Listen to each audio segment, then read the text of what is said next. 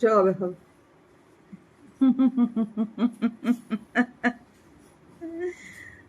માં હાટું દીકરો તરબૂચ લઈ આવ્યો. એ કે મારા માને છે ને અશક્તિ નું આવે અને ગરમી બહુ પડે ને તો આનું જ્યુસ કરી અને પીવરાવી રાખજે. તો 8 કિલાનું એવડું મોટું માધુપુર થી તરબૂચ લઈ આવ્યા. જોઈએ જ રાખીએ માં વહી જાય પછી શું કર્યો. એક રિક્ષા માટો મારવા લઈ જાવે ને ઘુમરા મરાઈ આવો જાઓ. તમારે ભાડા કરે ને ભાડા ઓલા બે હે ને એને કેવાનું કે અમારે કોઈ રાખવા વાળું છે નહીં, મારું બૈરું ઘરનું માણે બહુ લૂસું છે.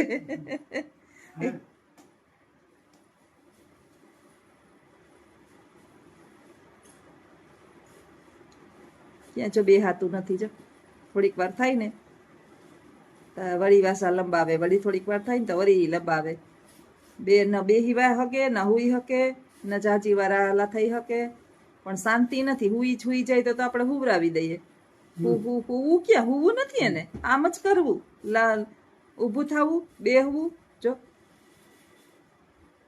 સવારે નવરાવ્યા ધોવરાવ્યા, ચાદર બદલાવી એની પોલા આવ પોલા તો બહુ ને એને જઈને જરાક આપણે નવરાવતા હોય ને જરાક વધારે હાથ આમ ચોરાઈ જાય ને તોય રાયડું નાખવા માંડે. આપણે એમ થાય કે આપણે તો બોલાવતા નથી એને તોય કા રાયડું નાખે. એ બસ કરવા માંડે.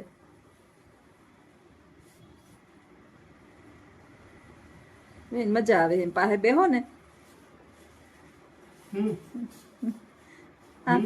એટલે તો માયા છૂટતી નથી, જીવ એટલે જ જાતો લગભગ. એટલે એમાં હું એને એમ થાય કે આ બધા મારે મૂકીને વહી જાઉં.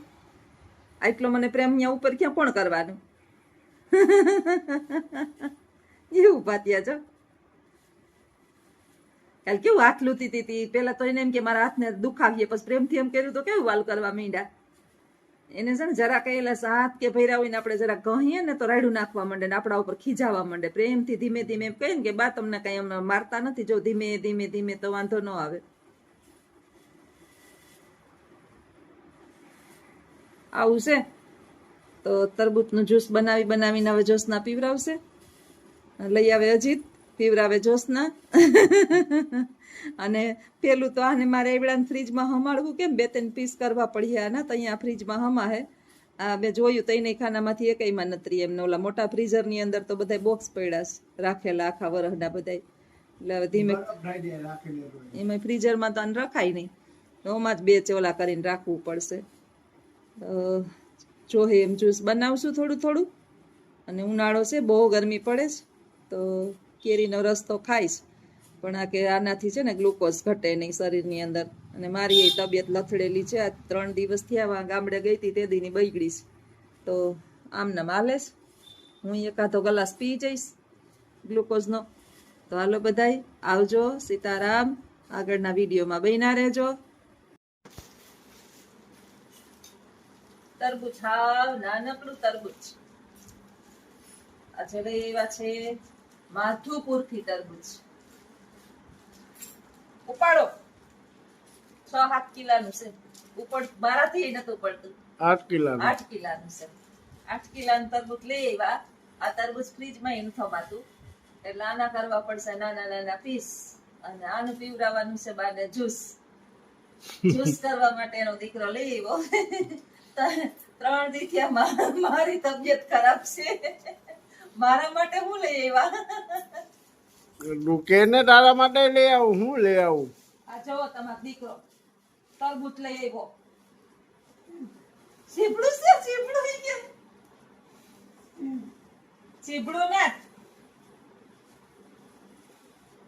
તરબૂચ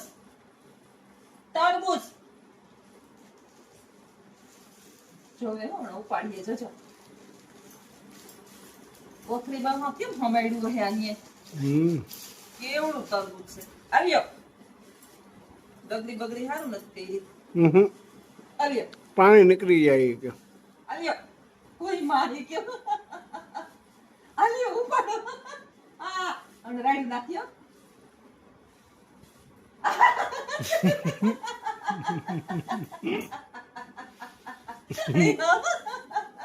લ્યો ના હોવું ને આલ્યો ઉપાડો આલ્યો ખાઓ આ તો ખાવાનું છે. ખાવું નહીં નહીં તરત જ ડગી જવાનું તરત જ હોવા ટાણે હોવાનું નહીં ટન આ હું છે હું છે આ હે એમાં આ હું છે કેટલા બોલવું છે આલ્યો તો આલ્યો આલ્યો આલ્યો આલ્યો વજન રાખીએ તો ઉપાડી ન થકતા હો તરત જ ના ના ના ના ના ના નથું બેહો સીતારામ સીતારામ કરો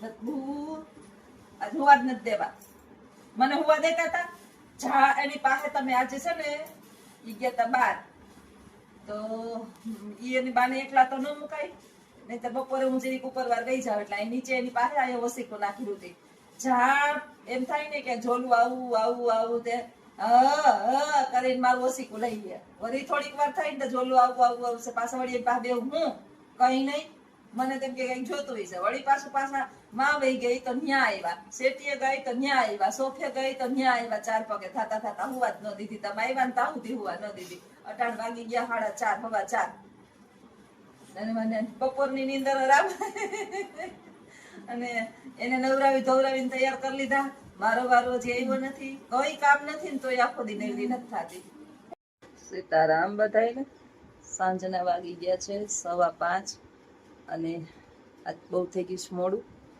બાને રેડી કર્યા મારી તબિયત વધારે બગડેલી છે આંખ ખુલતી નથી હોજા આંખમાં આવી ગયા છે અવાજ નીકળતો નથી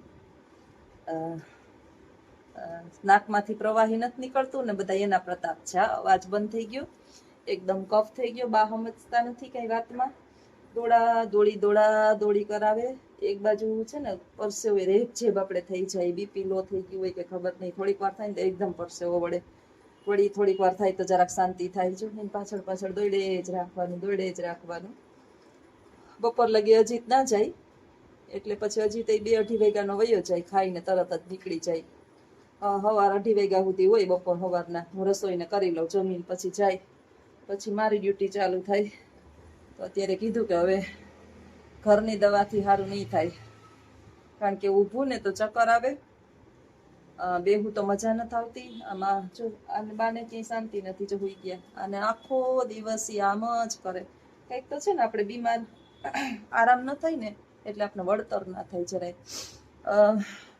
આ તો 3-4 દિવસ થયા જરા તો મને તબિયત ઓલી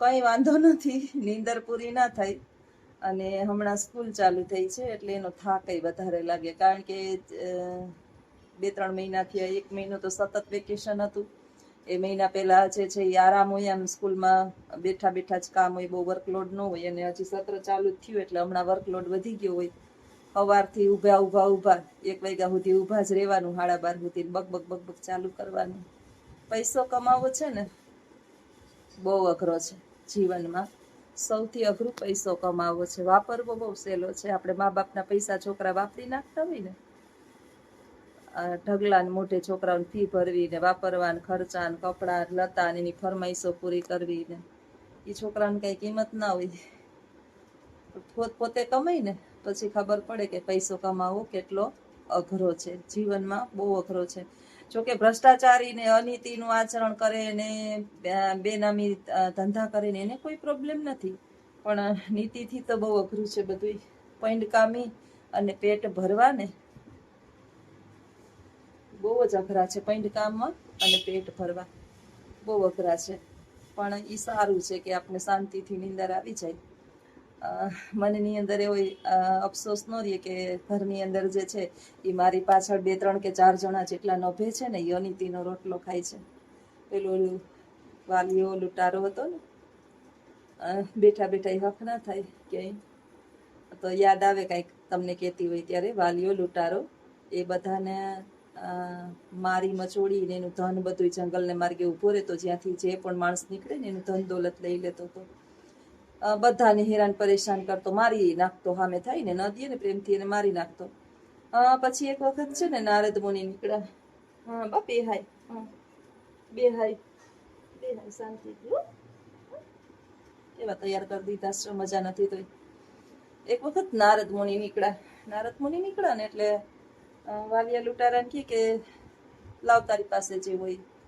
નારદ મુનિ પાસે તો ના કે મારી પાસે તો નારાયણ નું નામ છે, નારાયણ નારાયણ. નારદ મુનિ તો ઈ જ છે, તો હું તને હું આપું, નારાયણ નું નામ આપું અને એક આ તંબુરો છે એ વગાડું છું, એનાથી ભગવાનનું હું ભજન કરું છું.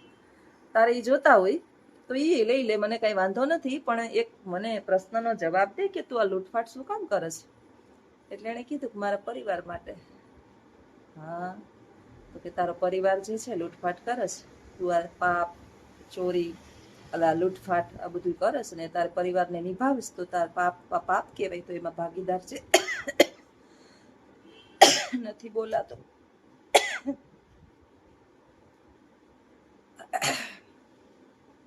કે હોય જ ને ભાગીદાર, ભાગીદાર કેમ ના હોય? હું એને નિભાવું છું મારા છોકરાઓને. તો એક કામ કર, પૂછી આવજે એક વખત, એટલે મનનું સમાધાન થઈ જાય. દોડતો દોડતો ગયો, પત્નીને પૂછ્યું કે આ હું બધું લઈ આવું છું તમારા માટે, તમે આમ સુખીથી જિંદગી જીવો છો, હું પાપ કરું છું એમાં તમે ભાગીદાર તો છો ને?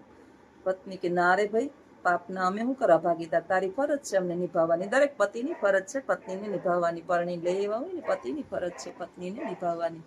તો પાપને માર્ગેથી લઈ આવસ કે પુણ્યને માર્ગે લઈ આવસ એ મારે ક્યાં જોવાનું છે? હું ક્યાં કહું છું કે પાપ કરતો, પુણ્ય કમાઈને અમને પૂરું કરને. ઠીક છે ચાલ છોકરાઓને પૂછવું કે આ તો આવી છે. છોકરાઓને પૂછ્યું, છોકરાઓ કે સંતતિ ઉત્પત્તિ આપણે કરીએ ને તમામ જવાબદારી માતા પિતાની હોય. જ્યાં સુધી અમે અમારા પગ ઉપર ઊભા ના થઈએ ત્યાં સુધી વાલીઓ ભાંગી ગયો. અરે રે, આ બધું હું આટલું આને જલસા કરાવું છું, બીજાને મારી મચોડી બધાનું જટી લઉં છું. પશ્ચાતાપ થઈ ગયો એને, એનું હૃદય દ્રવી ઉઠ્યું કે અરે રે રે અમે શું કરી નાખ્યું. અને પોતે જે છે એ દોડી અને જો કેવા હોઈ ગયા છે, ઘડીક થાય તો હોઈ જાય, ઘડીક થાય તો જાગે. દોડી અને ગયો જે નારદ મુનિ હતા ને ત્યાં, અને એણે કીધું કે માફ કરો મને, મારી દુનિયાની સૌથી મોટી ભૂલ થઈ ગઈ. એક કોઈ સારા આપને ગુરુ મળી જાય ને તો આપણું જીવન સુધરી જાય. એ સમયથી વાલિયો લૂંટારો ઘરે ગયો જ નહીં પાછો. ત્યાંથી જઈ અને સીધો તમસા નદીના કિનારે પહોંચ્યો. તે દિવસથી લઈ ત્યાં તપ ધર્યું અને એ તપમાં બેસી ગયો. લૂંટારો તપમાં બેસી ગયો અને એને જ્ઞાનની પ્રાપ્તિ થઈ. વાલિયા લૂંટારાને જ્ઞાનની પ્રાપ્તિ થઈ. અને એક સારસ અને સારસી જે છે ને એ બે બેઠા હતા અને રમણ કરતા હતા, બે રમસ્તી કરતા હતા, રમતા હતા. આ જોડલું છે, આ એક મરે ને તો બીજું મરી જાય. એમાં એક શિકારી આવ્યું અને એક સારસ પક્ષીનો વધ કર્યો, એટલે એની રુદનમાં ઓલું તડફડિયા મારી અને બીજું પણ મૃત્યુ પામ્યું. એ વાલિયા લૂંટારાથી જોવાણું નહીં અને એનું હૃદય દ્રવી ઉઠ્યું. અને પેલા શિકારીને એને શાપ આપ્યો કે તું શાશ્વત કાળ સુધી સુખ નહીં પામ, શાંતિ નહીં પામ. હવે એને પાછો વિચાર આવ્યો કે મેં તો કેટલાના વધ કર્યા છે, મારી ગતિ શું થશે? એકદમ તપમાં બેસી અને પોતાના હૃદયનું એને પરિવર્તન કરી નાખ્યું. એને જ્ઞાનની પ્રાપ્તિ થઈ અને એણે રામાયણની રચના કરી. વાલિયા લૂંટારામાંથી